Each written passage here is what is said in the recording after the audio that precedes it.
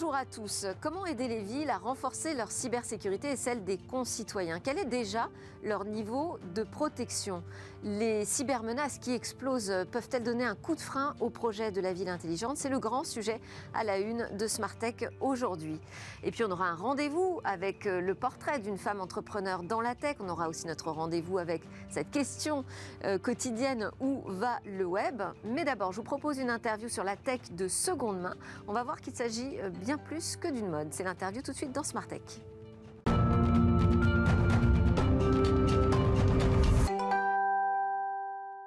Sur le plateau aujourd'hui pour aborder cette question importante de la cybersécurité dans les territoires, dans les villes, les collectivités locales, Alan Oudlet, directeur des territoires intelligents et durables chez Novéan, c'est le groupe Scalian.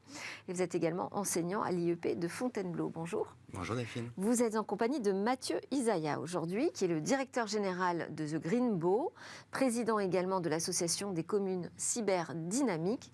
Et donc on va regarder ensemble quel est ce niveau de protection aujourd'hui qui est assuré en matière de cybersécurité au niveau local pour les communes, mais aussi pour tous les concitoyens.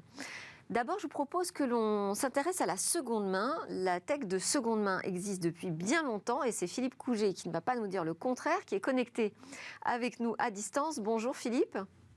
Bonjour Delphine. Vous êtes le fondateur de la franchise spécialiste du jeu vidéo d'occasion GameCash et également de l'enseigne d'occasion et de réparation des produits IT Media Clinic. On va en parler tout à l'heure, mais vous êtes entrepreneur, vous, dans la seconde main depuis 1993. Pourtant, c'est un phénomène dont on parle plutôt depuis peu, avec de très belles startups qui connaissent aujourd'hui le succès. Comment vous voyez cet emballement nouveau, je dirais, pour la tech de seconde main? Tout d'abord, c'est une bonne nouvelle, puisque c'est un marché dont on ne parlait pas beaucoup, en fait, qui historiquement était plutôt un marché exotique. Et le fait qu'aujourd'hui, tous les distributeurs s'intéressent au cycle de vie du produit, c'est plutôt une bonne nouvelle. Maintenant, il faut faire attention de ne pas tomber dans la tentation du technosolutionnisme. Le marché de la seconde main, ce n'est pas uniquement des algorithmes, mais des logiciels de gestion miracle qui permettraient de pouvoir reprendre tous les produits manufacturés. Voilà, donc il y a aussi énormément à faire sur l'éducation du consommateur. Alors justement, quel type de produit aujourd'hui dans l'IT on peut considérer qu'il y a véritablement un marché important de seconde main selon vous? Alors, le grand marché de la seconde main en IT, ça a été la téléphonie. On a vu aujourd'hui des belles startups se créer sur ce marché-là, et des industriels du reconditionnement d'ailleurs qui rachètent des parcs de téléphones et qui le reconditionnent. Donc je pense que le produit phare de l'IT, c'est le téléphone, le smartphone. Et on a également un fort marché sur l'informatique qui est en train d'arriver, en B2C comme en B2B d'ailleurs. L'informatique de seconde main, c'est aussi une opportunité de marché. Quand vous dites l'informatique, c'est-à-dire donc les ordinateurs qu'aujourd'hui on recycle directement en les récupérant dans les entreprises? Alors tout à fait, l'informatique de seconde main, c'est effectivement un marché important qui permet aussi à des gens d'accéder à des ordinateurs moins chers. Donc il y a aussi un marché du particulier sur l'informatique. Il y a un marché du PC gamer que nous on connaît avec GameCash, des PC qui coûtent très cher, avec beaucoup de techno embarqués et qui ont un fort prix, un impact important en termes de prix d'achat. Et puis effectivement, en B2B, on a l'habitude aujourd'hui de prolonger la vie de nos appareils informatiques. C'est le cas pour les grandes entreprises, et puis de renouveler les parcs. Donc effectivement, on va vers un marché. Alors on est aussi sur des marchés de pénurie. Il y a de moins en moins de matières premières pour produire des appareils informatiques. Et donc on voit que ce marché de seconde main répond aussi à de la pénurie. Et ça, c'est un élément assez intéressant de ce marché, et qui répond non seulement à une exigence de prix et d'écologie, mais également il répond à une pénurie sur ce marché. Et alors, GameCash a 20 ans, je crois, va fêter ses 20 ans cette année. Comment est-ce qu'a évolué ce marché? Effectivement, nous aurons 20 ans dans quelques semaines. L'évolution du marché est surtout digitale. On a créé en 2008 notre plateforme Marketplace qui permet à nos particuliers de revendre des produits et d'acheter des produits auprès de nos magasins. Donc ça, c'est une innovation importante qui nous a d'ailleurs permis de traverser la pandémie avec cette opportunité de permettre à nos magasins de continuer à avoir une activité par le biais de cette place de marché. C'est une évolution importante. Et puis on a aussi un segment vintage chez GameCash qu'on appelle rétro gaming. Et donc, c'est un peu tout ce marché des produits des années 90-2000 qui sont devenus aujourd'hui des produits de collection, à tel point qu'on les voit même dans les salles des ventes aujourd'hui. Ça pose des questions de sécurité aussi, le marché de la seconde main. Comment est-ce que vous abordez ce sujet ? Alors là, vous touchez un point sensible. Le marché de l'occasion, c'est un marché effectivement qui demande d'installer de la confiance entre le distributeur et le consommateur. Nous, on a toujours travaillé sur 2 axes en fait très importants. D'abord, la transparence, c'est le cas chez Mediaclinic, où on a 31 points de contrôle sur les produits informatiques, téléphoniques que nous reconditionnons dans nos magasins, ce qui permet pour le consommateur de suivre tout le parcours de reconditionnement. Ça, c'est un point fondamental, la confiance. Donc, chez Gamecash comme Mediaclinic, la garantie de nos produits de seconde main, c'est 24 mois. Donc, c'est un choix qu'on a fait aussi pour pouvoir apporter de la confiance et de la garantie. Et effectivement, très important derrière, c'est d'avoir à peu près ce niveau de suivi du SAV. L'occasion peut être malheureusement parfois des mauvaises expériences. Donc on doit être capable de pouvoir apporter une réponse rapide à un consommateur si on a un produit qui ne fonctionne pas. Donc apporter une solution rapide, chez nous c'est dans la journée, chez Mediaclinic notamment et chez Gamecash également. L'intérêt c'est que le consommateur soit absolument en confiance sur ce produit, comme s'il achetait un produit de première main. Mais par exemple, si on prend les smartphones, c'est assez récent, les mesures de DAS, d'émissions d'ondes sur les smartphones reconditionnés. Je crois que ce n'est pas du tout imposé sur tous, d'ailleurs. Est-ce que vous estimez qu'aujourd'hui, on est suffisamment mature sur la question de la sécurité dans le reconditionnement ? Le législateur a effectivement, lors d'une nouvelle loi, mis en avant ces nouvelles mesures, notamment sur la transparence vis-à-vis des consommateurs. Et sur le DAS, oui, nous, effectivement, nous faisons également les mesures. On a un logiciel aujourd'hui qui permet de faire à la fois les tests et les mesures. Moi, je pense que désormais, la sécurité est là. Alors, elle est peut-être un peu moins évidente sur les plateformes Internet, parce qu'aujourd'hui, la loi ne s'applique pas aux places de marché. C'est un sujet, d'ailleurs, je suis également administrateur de la Fédération des acteurs du réemploi qui s'appelle Aircube. Et donc, nous prêchons pour que les plateformes marketplace du reconditionné aient les mêmes soucis de transparence que nous avons, détaillants, on va dire, classiques. Alors, j'ai des experts en cybersécurité et de transformation numérique autour de la table qui s'intéressent à ce qui se passe dans les régions, dans les villes. Le marché de la seconde main, c'est intéressant aussi pour les communes parce que ça fait faire des grosses économies, ça permet d'avoir une politique environnementale qui coche la bonne case. Mais en question sécurité, est-ce qu'aujourd'hui c'est un problème d'adresser ce marché de la seconde main ? Alors je pense que le marché de la seconde main, pour la raison que vous avez évoquée, effectivement, est une possibilité intéressante pour les collectivités. L'angle de la sécurité, que ce soit les collectivités ou les entreprises, je pense que le sujet, il est côté logiciel surtout. Ouais. Et quand on voit, même sur des logiciels commerciaux récents, le niveau de vulnérabilité qu'il peut y avoir et les failles de sécurité qu'on découvre tous les jours, d'autant plus de vigilance sur les produits de seconde main. Oui, avec des matériels qu'il faut pouvoir mettre à jour. Une réaction à notre commentaire en plateau de Mathieu Isaya ? Alors, aujourd'hui, sur un produit de seconde main, de toute façon, on a des procédures d'effacement de données. Et normalement, un produit de seconde main, il repart en configuration d'usine. Donc vous avez le même problème de sécurité sur un produit de première main que sur un produit de seconde main. Je suis un peu d'accord sur les failles qu'il peut y avoir sur des logiciels grand public, mais vous les avez quand vous achetez votre téléphone neuf et commencez à installer vos applications. Pour moi, vous avez les mêmes failles. Après, il faut que le matériel soit suffisamment quand même récent et robuste pour pouvoir accepter toutes les nouvelles mises à jour des systèmes d'exploitation qui sont de plus en plus gourmands. Hein. Bon, enfin, ça, ce sera le sujet de l'obsolescence programmée dont on pourra rediscuter dans SmartTech ensemble. Pour Gamecash, là, vous venez de terminer une campagne de financement participatif. Quel est l'objectif pour vous Alors Gamecash est une franchise en fait. Donc aujourd'hui nous avons des franchisés qui nous rejoignent partout en France, en dom-tom également, nous sommes présents en Outre-mer, nous avons des magasins en Belgique et nous avions fait le constat en sortie Covid que certains de nos franchisés avaient des apports personnels pour financer leur projet un petit peu court du point de vue de la lecture des partenaires bancaires.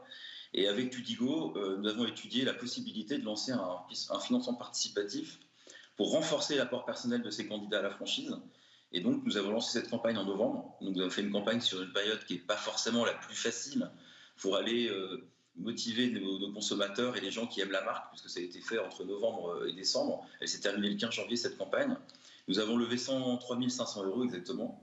Et en fait, nous allons apporter cette somme sur nos futurs candidats à la franchise à travers un prêt au compte courant et une petite participation au capital. Ce qui est assez innovant, puisque c'est un fonds qui ne va servir qu'à cofinancer nos futurs franchisés, partout en France. Je disais, vous ouvrez votre capital sur Média Clinique. C'est une démarche plus classique de croissance. Tout à fait.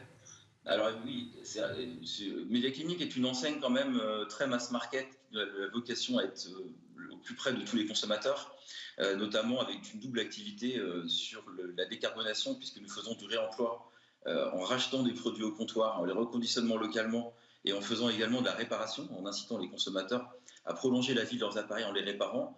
Et tout naturellement, nous sommes dit qu'il fallait ouvrir notre capital et permettre à nos consommateurs de rentrer au capital. Donc c'est une démarche qui n'est pas si classique, puisqu'on ne va pas forcément faire une levée de fonds à travers des fonds d'investissement. On va certainement aller faire une campagne de crowdfunding en equity auprès d'une plateforme. Pour l'instant, on n'a pas décidé quelle plateforme nous accompagnerait, mais on est plutôt parti sur l'idée que ce soit nos consommateurs qui rentrent au capital. Ok, intéressant. Merci beaucoup. Je précise que vous êtes également membre élu à la CCI Pays de la Loire depuis 2016 et on va parler des Pays de la Loire tout à l'heure en matière de moyens de protection contre les menaces cyber. Donc je vous invite à continuer à nous écouter. Philippe Couget de Gamecash et Média Clinique. C'est l'heure de notre Tech Talk. Merci beaucoup. Alors, comment aider les villes à mieux se protéger contre les menaces cyber? Quels sont les dispositifs déjà en place? Le niveau de sécurité des villes et des communes en France? Est-ce que les cybermenaces peuvent freiner les projets de ville intelligente? C'est les questions que je vais poser, notamment à Alan Oudlet, directeur territoire intelligent et durable chez Novéane. Vous travaillez, vous, depuis 10 ans aux côtés des territoires, principalement sur ces sujets de transformation numérique et technologique. Novéane, c'est particulièrement un acteur qui travaille auprès du secteur public? Auprès du secteur public, auprès des collectivités territoriales, sur tous les sujets évidemment de gestion de projets au sens large, mais aussi de transformation numérique et du SI. Voilà, et qui fait partie du groupe Scalian. Avec vous pour cette conversation, Mathieu Isaya, directeur général de The Greenbow, président aussi de l'association des communes cyberdynamiques, vous êtes aussi au Advisory Board et actionnaire de plusieurs startups et sociétés high-tech. Comme ça, vous pouvez voir les deux côtés de la facette de la cybersécurité. Pour parler de l'association commune cyberdynamique, c'est une initiative récente? Alors, c'est une initiative qui a presque 2 ans maintenant, ouais.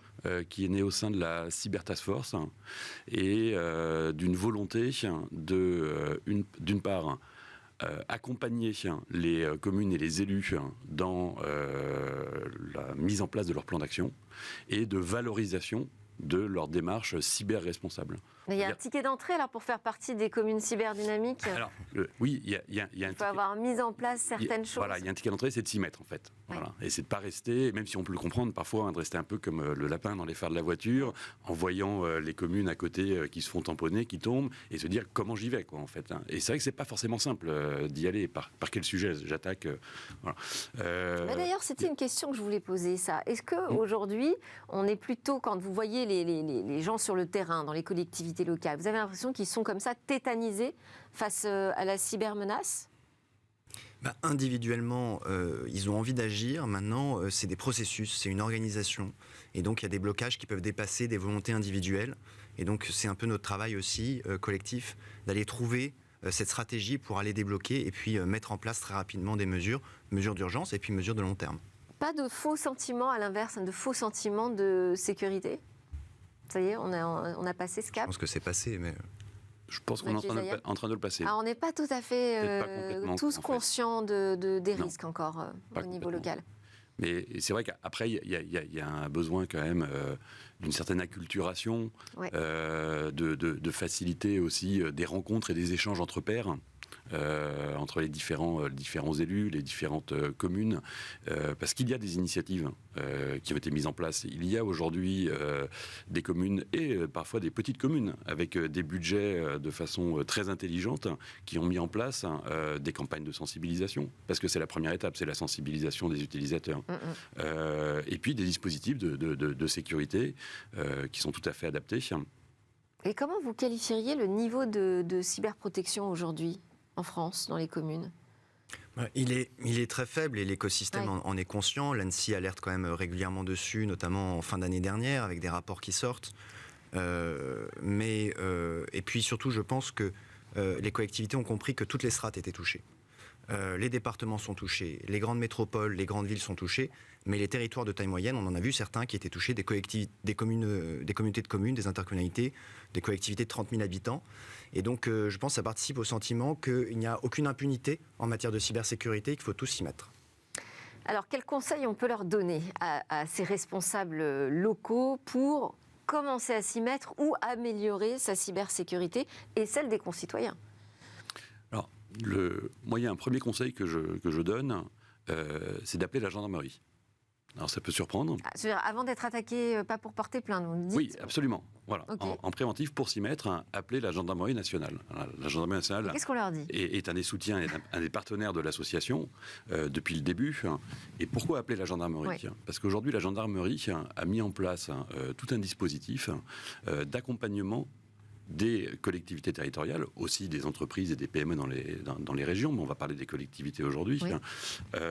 qui se passe en 3 phases. Une première phase qui va être un diagnostic. Donc la gendarmerie va dépêcher des cybergendarmes qui vont venir faire le diagnostic de la situation de la commune à un instant T. Sur la base de ce diagnostic, le deuxième temps, ça va être la recommandation d'un plan d'action avec un certain nombre d'actions possibles. Et le troisième temps, c'est le suivi dans la durée, avec un accompagnement qui peut aller jusqu'à 9 mois. Mais là, ils vont être totalement débordés, les gendarmes, là, si tous ceux qui nous écoutent les appellent demain. Ils ne demandent que ça. C'est vrai. Il n'y a pas assez aujourd'hui de communes qui ont conscience que ce dispositif existe. Voilà, ce dispositif n'est pas suffisamment connu. Alors, il y a, en fonction des territoires, par exemple, dans le Morbihan, qui est un peu le territoire où il y a eu cette impulsion de ce diagnostic, ce pré-diagnostic. Il y a aujourd'hui, je crois, plus de 20% des communes du Morbihan qui ont fait appel à ce dispositif pour mettre en place ce plan d'action. Mais c'est valable dans l'ensemble du territoire. Et la gendarmerie aujourd'hui a ce support, notamment avec la création en 2022 du COM Cybergende, avec un contingent de plus de 7000 hommes. Mmh.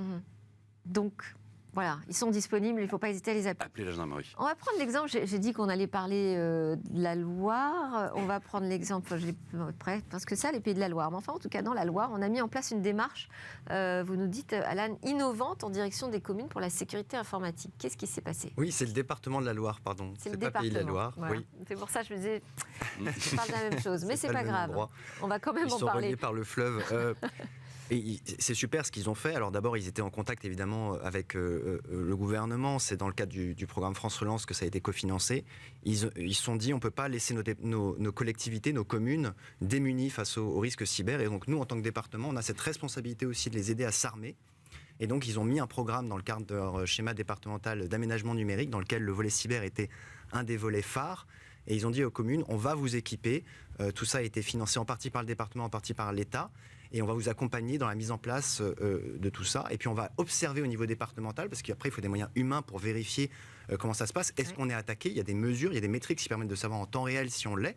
Et ça, le département a les informations et peut alerter les communes le cas échéant. Je pense que ça va faire référence dans l'écosystème dans les prochains mois. J'ai déjà des départements qui sont dits très intéressés par la démarche qui avait été mise en place par le département de la Loire. Et je pense que c'est une vraie avancée de voir comment on peut faire territoire sur ce sujet de cyber. C'est ça, c'est en fait penser le département comme un écosystème. Pour l'instant, avec des partenaires. Oui. Pour l'instant, très axé collectivité.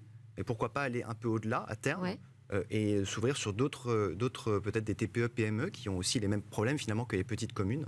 Ce côté très éclaté, peu de moyens, un gros besoin d'accompagnement. Ça pose des questions d'organisation, parce que la cybersécurité, c'est pas juste le bon logiciel qui va nous protéger et nous alerter quand on se fait attaquer, c'est aussi une organisation. Oui, c'est une organisation. C'est pour ça que j'évoquais tout à l'heure, dans le plan d'action, une des premières choses à mettre en place, c'est le plan de communication et de sensibilisation. Et sur le territoire, donc dans le périmètre de la commune, mais comme vous l'évoquez, on peut élargir au niveau du département.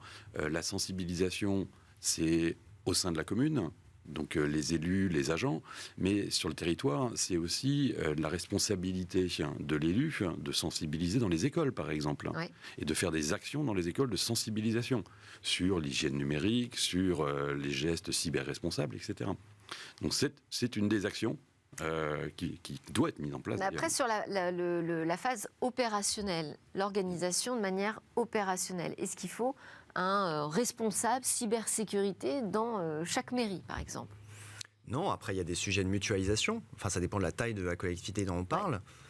Mais tout à l'heure, je pense que les petites collectivités ont aussi un autre acteur vers lequel elles peuvent se tourner, ce sont les OPSN, les opérateurs publics de services numériques. Ouais. Je les salue, Emmanuel Vivet, qui est à la tête de l'association Déclic, qui gère justement les OPSN de France, qui ont reçu commande avec des fonds de l'État pour aller justement aider les collectivités sur ce volet cyber, qui sont aussi de très très bons acteurs, et bravo pour le travail qu'ils font. C'est-à-dire qu'on déporte son service, on va dire, cyber auprès de ces acteurs externes. Quand vous êtes une toute petite collectivité, vous n'avez pas de service informatique, vous avez un secrétariat de mairie, quelques agents par-ci par-là pour gérer ça. Vous êtes obligés, et heureusement qu'ils font ce travail aux côtés des agents des petites mairies, sur la dématérialisation, sur le numérique au sens général et très terre-à-terre du terme, et donc sur le volet cyber, où ils sont en train de s'en emparer de façon Il très n'y a pas un risque dans ce cas-là de dire, bon, bah, finalement, j'ai une organisation qui s'occupe de ma cybersécurité, moi, j'ai plus rien à faire? Sur la partie opérationnelle, donc je suis assez d'accord avec Alan. Effectivement, le travail qui est fait par les OPSN est tout à fait adapté. Et je pense que c'est plutôt un bon tiers de confiance. Mais qui est son interlocuteur après, mais en après, interne, dans les mairies? par contre, sur ce que vous évoquiez, ça ne veut pas dire que je me décharge de ma responsabilité au quotidien. Ouais. Et après, en complément de ça aussi, il y a un point qui est important en fait dans les territoires. Généralement, une collectivité, elle fait appel à des prestataires de proximité. C'est un fonctionnement assez classique. La sensibilisation dans l'écosystème autour de la commune concerne aussi ces fameux prestataires de proximité. Alors les OPSN, effectivement, sont à un niveau aujourd'hui tout à fait adapté. Il y a les prestataires référencés par cybermalveillance.gouv.fr qui sont des prestataires de confiance, mais il y a aussi un travail à faire, et là, l'élu doit faire attention, en tout cas ses services au niveau achat, doivent faire attention à être exigeants vis-à-vis des prestataires à qui ils font appel pour leur informatique, pour leur numérique, et donc leur cybersécurité. Vigilant à quel sujet? Sur le niveau de cybersécurité qui est exactement. Aujourd'hui, sur le niveau promis, sur les process qui sont mis en place pour pouvoir assurer une prestation de qualité. Et alors, vous m'avez pas répondu. Qui est l'interlocuteur en interne dans les mairies? Ça dépend. Là, on parlait des petites communes. C'est le directeur du service informatique, par exemple? Il n'y en a pas dans les petites communes. Il y a l'élu qui veut bien, peut-être le maire, peut-être le ou la secrétaire de mairie. Chez les petites communes, c'est très compliqué. Mais il y a trois strates. Il y a aussi les collectivités, on va dire, de taille moyenne, et puis ensuite, on va dire, les grandes collectivités. Vous vous souvenez, sur le numérique responsable, on avait dit que les 2/3 des collectivités n'avaient pas de stratégie numérique au sens large. Absolument. Et que ça invisibilisait le numérique responsable. Et ben, ça invisibilise aussi la cybersécurité, ça invisibilise l'inclusion numérique. Et donc, je reviens toujours là-dessus. Dotez-vous d'une stratégie numérique au sens large qui va rendre visibles ces éléments, les prioriser, aider à montrer les moyens qu'il faut pour les réaliser. Est-ce qu'il faut recruter en interne un responsable cybersécurité ou un responsable numérique, transformation numérique? À partir d'une certaine strate, bien sûr. Ouais. Bien sûr, évidemment. À peu près quoi? Quelle taille vous présailleriez? C'est rare de voir un RSSI, donc un responsable de la sécurité des systèmes d'information, dans une commune de moins de 10 000 habitants. Déjà, elles n'ont pas toutes un directeur informatique. Et pour écrire cette feuille de route du numérique, il faut quand même quelqu'un qui sache un peu de quoi ça parle. Complètement. Ouais. Généralement, ingénierie externe, c'est-à-dire l'accompagnement par des cabinets de conseil, et ingénierie interne, sont main dans la main, elles ne sont pas en concurrence. Nous, si on intervient auprès d'une collectivité qui a très peu, une DSI qui a peu de moyens humains, qui est peut-être surchargée dans ses missions, qui n'a pas les moyens de faire le travail, on va être bloqué nous aussi. Donc il y a un gros problème, une grosse pression de recrutement, de montée en compétences en interne pour les collectivités. C'est la première faille, je dirais, dans la cyberprotection aujourd'hui des communes. La compétence en interne. C'est une difficulté, la compétence. Ouais.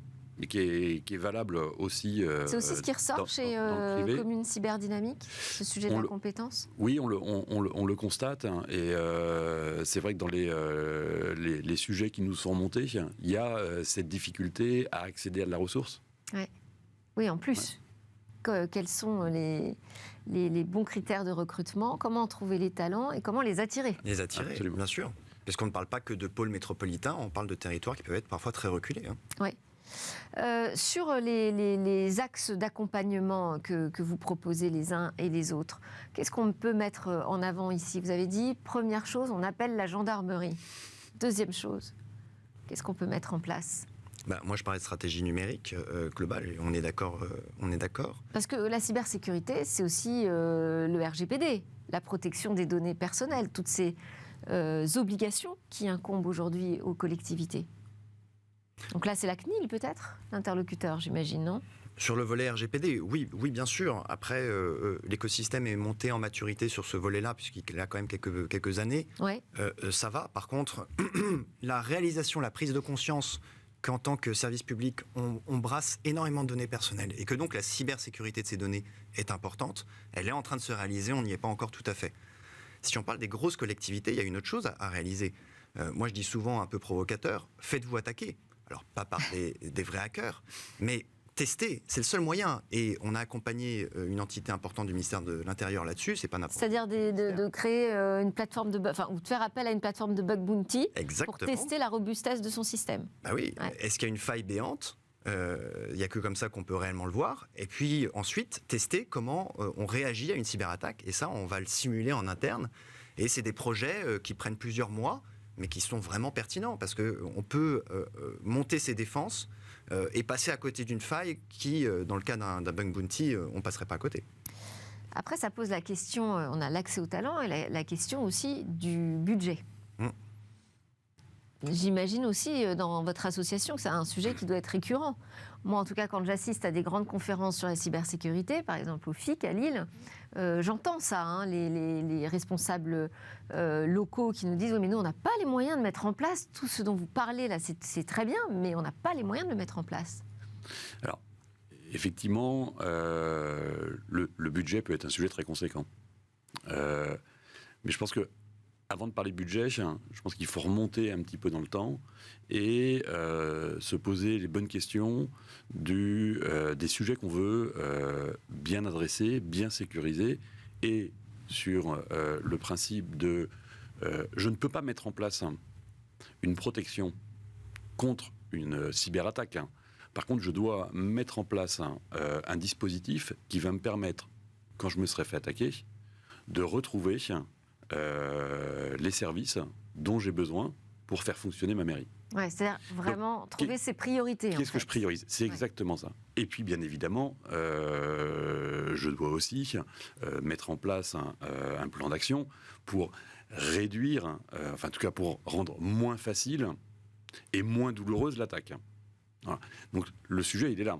Donc, la priorité... on peut revenir sur des choses très basiques.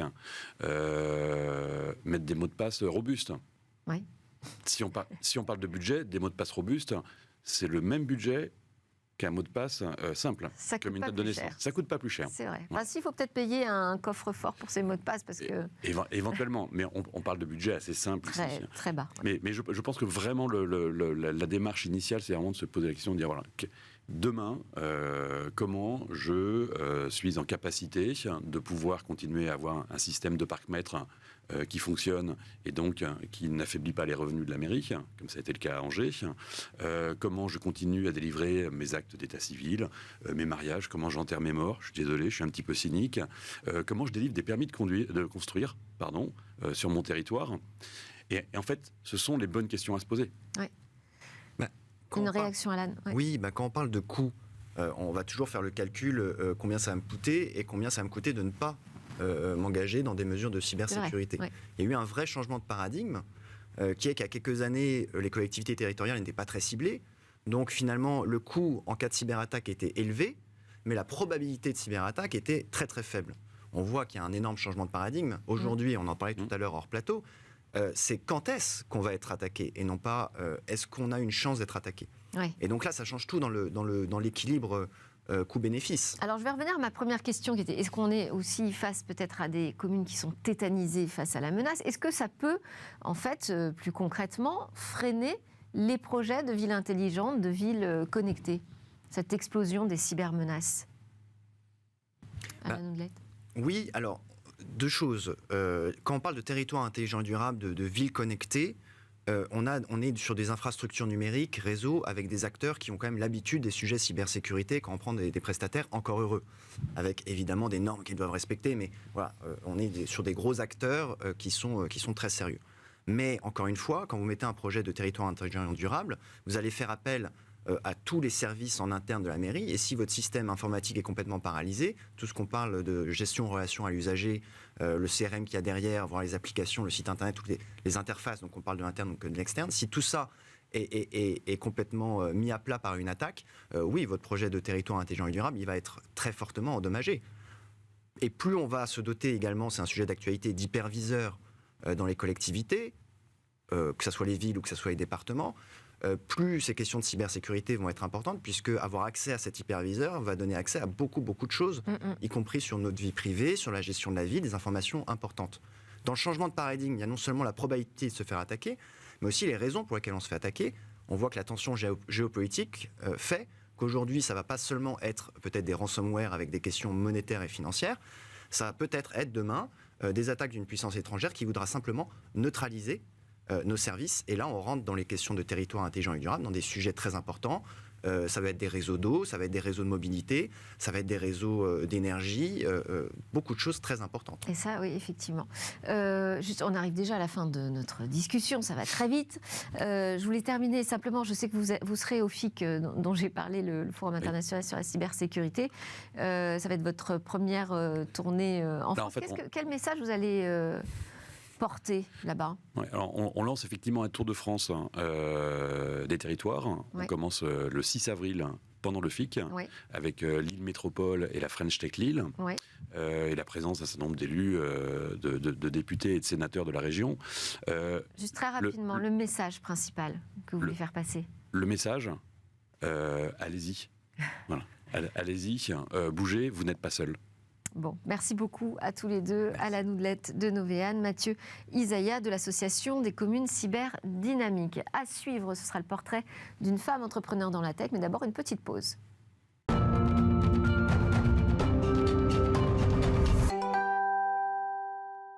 Bienvenue dans la deuxième partie de Smart Tech, votre émission sur le numérique et les nouvelles technologies. Sont restés avec moi pour cette deuxième partie Alain Houdlet, directeur territoire intelligent et durable chez Novéane, et également Mathieu Isaya, directeur général de The Greenbow et président de l'association des communes cyberdynamiques. On a parlé ensemble de la cybersécurité au niveau local. Je vous propose qu'on change un peu d'environnement. On va retrouver Olivia Strigari qui nous dresse régulièrement des portraits de femmes entrepreneurs dans la tech. Bonjour Olivia.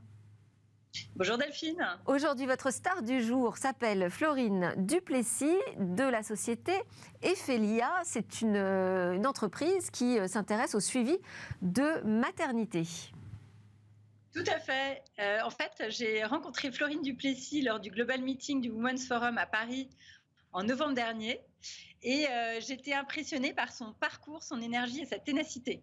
Elle faisait partie d'un panel de femmes qui étaient dans la Femtech. Parce qu'elle est à la fois sage-femme, CEO d'une start-up Ephelia, qui est une appli de suivi de maternité créée pour dépister les qui sont liés à la grossesse.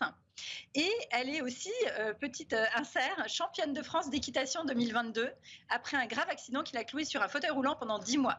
Donc autant vous dire qu'elle est courageuse et qu'elle est résistante. Et j'étais vraiment touchée par l'utilité de son appli qui permet de monitorer les femmes enceintes et de savoir et de prévoir si elles vont présenter des facteurs de risque liés à l'une des 6 plus grosses pathologies de la grossesse. Ça peut être le diabète gestationnel, ça peut être des risques de prééclampsie et d'autres. Alors, son parcours a retenu mon attention parce que d'abord, Florine, avant d'être une femme PDG, donc comme je viens de le dire, à la tête d'une start-up de la Femtech, c'est une sage-femme qui a commencé sa carrière à l'hôpital de Kourou en Guyane, donc c'est assez exotique, où elle a suivi son mari ingénieur dans l'aérospatiale. Elle va y vivre de multiples péripéties médicales qu'elle raconte avec beaucoup de truculence avec les peuples autochtones. Et elle y arrive tout de suite à la sortie de son école de sage-femme qu'elle a faite à Nîmes, après une période écourtée en prépa de vétérinaire à Paris et de longues années passées à l'étranger pour suivre la famille, en vie de famille, de Tahiti au Moyen-Orient. Et elle a d'ailleurs passé son bac au Koweït. Et de ses nombreux séjours à l'étranger, elle qui est blonde, et elle me dit, je suis blanche à l'extérieur, mais arc-en-ciel à l'intérieur, toujours investie aussi pour l'humain et pour tout le monde. Et la pratique du terrain plein de dangers en Guyane, qu'elle a eu pendant 4 ans, c'est un parcours quand même assez long, et son premier accouchement, elle a eu un fils avec une prééclampsie, donc quelque chose qui a mis sa vie en danger et celle de son bébé, vont aiguiser son savoir-faire et faire germer son idée quelques années plus tard. Rentrée en Bretagne, après 4 ans en Guyane, elle renoue avec l'hôpital local et puis très vite elle s'installe en libéral en 2005, d'abord toute seule et puis elle fait grandir son cabinet jusqu'à devenir une maison de santé de la femme du Parco, ça s'appelle comme ça aujourd'hui, qu'elle a créée en 2019 avec une dizaine de sages-femmes spécialisées dans de l'acupuncture à la sophrologie, une psychologue, 2 infirmières, une masseuse, et en parallèle elle a envie de dialoguer avec ses patients, donc elle se lance dans un site internet et elle voit qu'elle reçoit de nombreuses questions quotidiennes et surtout de nombreuses questions de femmes vivant à l'étranger. Et c'est en dialoguant avec l'une d'entre elles qui est séchelloise, qui lui pose plein de questions autour de sa maternité, qu'elle va initier un projet de maison médicale liée à la femme avec le gouvernement des Seychelles, un projet qui n'aboutira pas, mais qui lui permettra de se rendre compte qu'il y a quand même beaucoup de femmes isolées à l'étranger, beaucoup de femmes isolées aussi en France, parce que en France, entre 2 suivis, quand on est dans un désert médical, c'est pas toujours évident. Et sur une plage des Seychelles, elle est avec une amie, elle commence à dessiner ses premiers screenshots d'une appli auquel elle pense, justement pour assurer ce suivi médical entre les rendez-vous. Et son amie lui dit, écoute, est-ce que tu sais où est-ce qu'on se trouve ?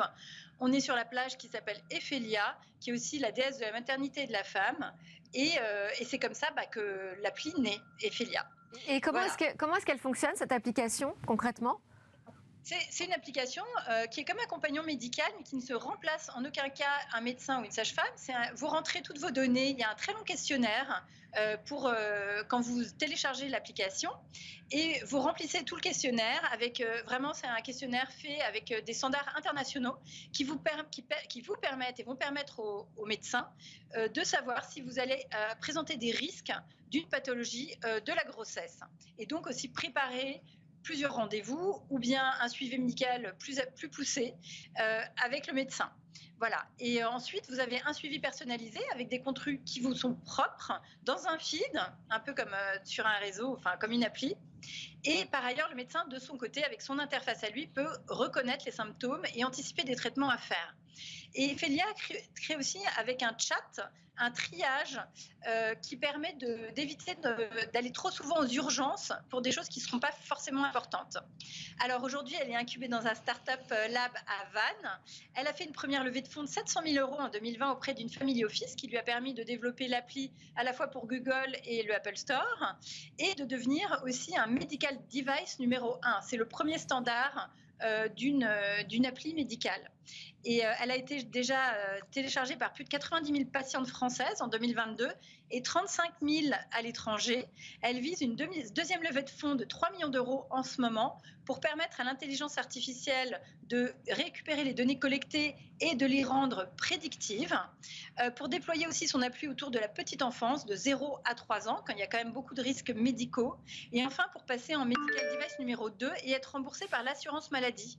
Parce qu'elle dit, ce qui m'intéresse avant tout, c'est de sauver des vies, et que l'appli permet de gagner du temps et de sauver des vies, sachant qu'en plus la mortalité infantile a augmenté de 7% en France entre 2012 et 2019, donc avant le Covid, Florine rappelle que bien sécuriser les grossesses, ça impacte aussi toute la société. Elle a par ailleurs été sélectionnée pour faire partie des femmes de santé. Elle pitch mercredi prochain, donc 8 mars, la journée de la femme, pour tenter d'intégrer l'Institut français santé de la femme face aux ministres Isabelle Rome, Stanislas Guérini et Agnès Firmin-Lebaudot. Et en parallèle, évidemment, continue à monter sa jument pour tenter le prochain championnat de France. Ouais, bah super. Merci beaucoup pour ce portrait, Olivia Strigari, fondatrice et présidente des Informels, média qui suit toute l'actualité des femmes qui entreprennent. Ça se passe à Vannes, cette histoire, c'est chez vous finalement. C'est pas très loin de chez moi. Hein, territoire dynamique, pas qu'en cybersécurité. Exactement. Merci beaucoup. À suivre notre chronique Où va le web ? Eva va nous parler de ce fonds français qui sera entièrement dédié aux startups du Web3. Web3, c'est en ce moment qu'il faut investir. C'est le pari de ce nouveau fonds français, LAMS, tout juste créé par Trail, un acteur du private equity. Il vient déjà de boucler un premier closing de 10 millions d'euros, même s'il veut voir ses investisseurs mettre sur la table 20 millions d'euros supplémentaires d'ici la fin du mois de mars. LAMS investit dans les startups du Web3, donc tout particulièrement celles qui proposent des applications pour le luxe, l'art, la musique ou encore le sport, comme MetaFight, sorte de saut rare du sport de combat MMA, dans laquelle il a déjà investi ses premiers deniers. Car les startups françaises ou européennes dans le Web3, elles ne manquent pas. A contrario, ils sont peu de fonds d'investissement français spécialisés. LAMS se positionne aujourd'hui aux côtés de Ledger Cathay Capital, 100 millions d'euros de fonds de capital, de la société de gestion de private equity Xench, qui lui en possède 80 millions. Et puis souvenez-vous, en août dernier, le média crypto The Block révèle que le Family Office de Bernard Arnault prépare un fonds de 100 millions dédié au Web3. Projet pour l'instant mis en pause, mais la France reste encore loin des montants exorbitants que peuvent investir les fonds américains. La société de capital risque Andreessen Horowitz a lancé lui aussi en mai dernier un nouveau fonds dédié au Web3 doté de 4,5 milliards de dollars. Et ça continue de parler cybersécurité en plateau dans Smart Tech. Alan Oudlet était avec nous, directeur des territoires intelligents et durables chez Novéan. Mathieu Isaya, directeur général de The Greenbow, président de l'association des communes cyberdynamiques. Merci à tous de nous suivre aussi fidèlement dans Smart Tech. On se retrouve évidemment dès demain.